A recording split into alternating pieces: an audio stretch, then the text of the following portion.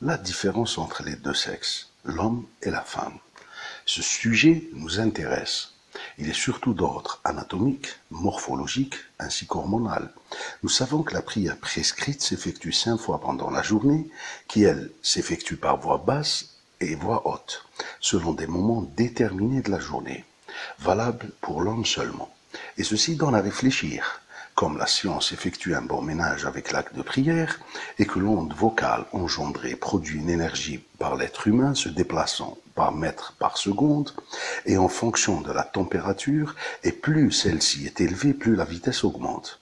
Dans la journée, la température la plus élevée observée est du zénith jusqu'à la mi-après-midi, qui correspond bien aux prières d'Or et l'Asr, et qui sont à voix basse chez l'homme.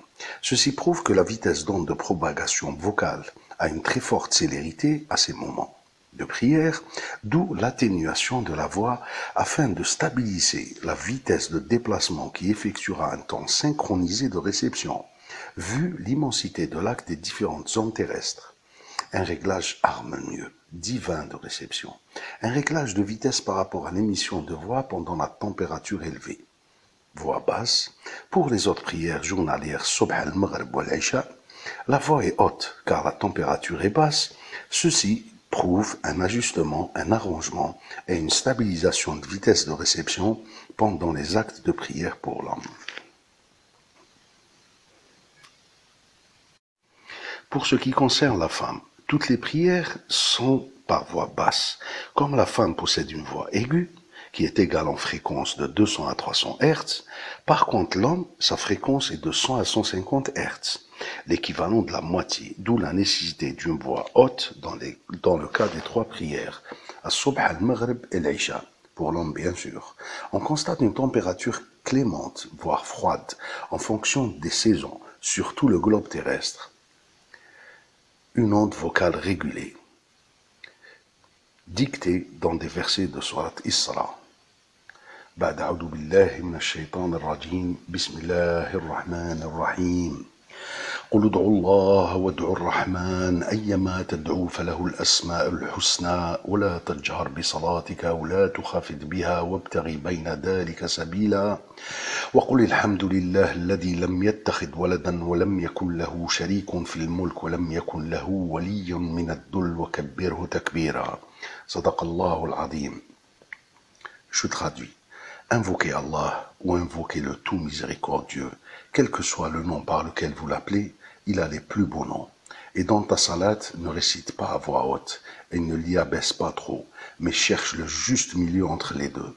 Et dis louange à Allah, qui ne s'est jamais attribué d'enfant, qui n'a point d'associé en la royauté et qui n'a jamais eu de protecteur de l'humiliation, et proclame hautement sa grandeur. Cette différence de fréquence entre les deux sexes nous ouvre la possibilité de donner une explication scientifique à l'acte de prière entre l'homme et la femme, car il y a une différence importante entre les deux sur l'aspect vestimentaire, le contact au sol, la position de l'homme en avant, la femme se met à l'arrière, onde vocale basse ou haute, la femme toujours par voix basse, les sièges des parties poilues entre les deux sexes tels que la barbe et membres.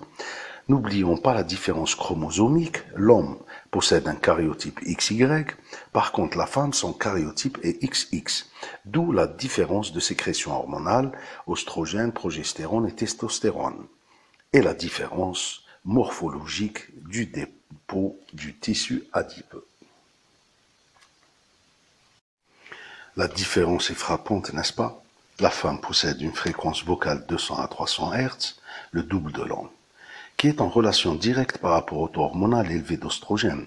Par contre, l'homme, sa fréquence varie entre 100 et 150 Hz, et ceci par rapport au taux de testostérone. Vous voyez que rien n'a été fait au hasard. Le cuir chevelu. Ce graphe, le taux des parties poilues du corps de l'homme est supérieur à celui de la femme. Cela nous pousse à mettre en relation l'ablution et les parties poilues de l'homme.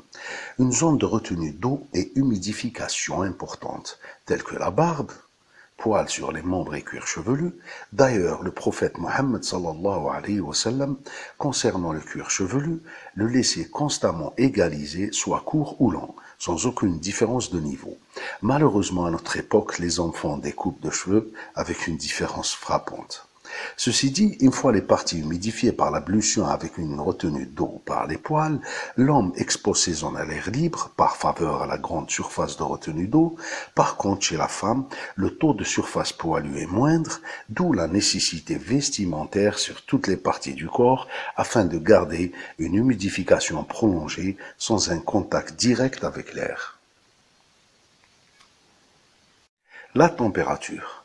Nous rajoutons dans ce même graphe un facteur important qui est la température du corps. L'homme possède une température élevée et stable à celle de la femme.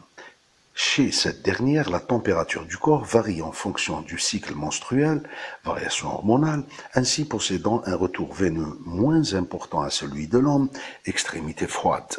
Par contre, la célérité de l'onde vocale sonore dépend essentiellement de la température climatique. Différence pigmentaire. L'homme possède un taux pigmentaire plus élevé à celui de la femme. À la puberté, ce facteur joue un rôle capital dans l'acte de prière durant l'exposition aux ondes visibles. La surface de contact au sol est identique entre les deux sexes, mis à part à la prosternation, la femme doit rapprocher ses deux mains le plus possible de son visage, donc une surface plus ajustée à celle de l'homme. Cette différence entre les deux caryotypes montre bien qu'il y a une proportionnalité et une régulation par rapport à l'acte de prière, qui n'est au moins pas un fait hasardeux. Mais l'important à notre époque, l'être humain trouve une explication scientifique à tout cela. Mais il ne faut surtout pas oublier que les directives ont été données il y a 14 siècles et 39 ans.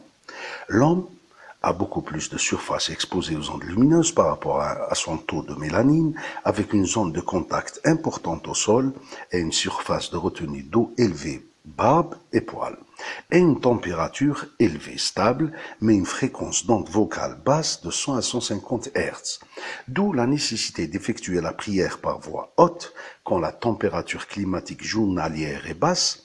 À l'inverse, quand la température journalière est haute, la prière doit être par voix basse. La femme, à l'inverse de l'homme, peu de zones exposées, visage, mains et pieds, à l'onde lumineuse. Ceci par rapport à son taux de mélanine qui est moins important, d'où la nécessité vestimentaire, mais non isolante au contact du sol. Un plus gardant une humidification des parties d'ablution protégées au contact de l'air et une fréquence d'onde vocale importante, confirmant ainsi pourquoi la femme effectue sa prière par voix basse à tous les moments de prière, malgré une température corporelle basse qui varie de 36 degrés Celsius, 5 à 37 degrés Celsius, 3. Et qu'une fois la température corporelle est basse, correspondant aux règles, la femme n'effectue pas de prière. Je vous demande une nouvelle réflexion à ce sujet. Comment l'homme pouvait expliquer toutes ces directives divines sans la science? Pour cela, je pense qu'il est nécessaire pour chacun de nous de contribuer afin d'expliquer tous les actes imposés par notre Créateur, subhanahu wa ta'ala, et l'unique explication ne peut être que scientifique, et qui est une relation directe avec la foi, et que cette dernière s'amplifie que par la logique scientifique.